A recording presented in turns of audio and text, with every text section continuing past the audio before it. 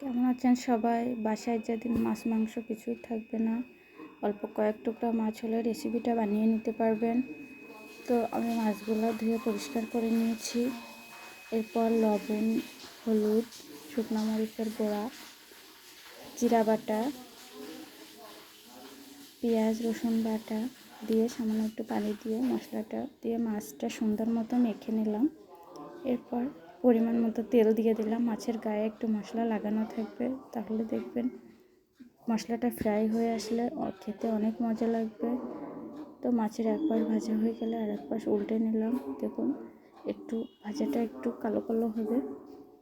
তো এরপরে দিয়ে দিলাম পানি, দিয়ে মাছটা সিদ্ধ হয়ে আসলে পানিটা শুকিয়ে এলে নামিয়ে নিলাম। এটা কিন্তু গরম ভাতের সাথে খেতে অসাধারণ লাগে। এক প্লেট ভাত নিমেষেই উঠে যায়। আর আমার চ্যানেলটি সবাই সাবস্ক্রাইব করে পাশে থাকবেন। আল্লাহ হাফেজ।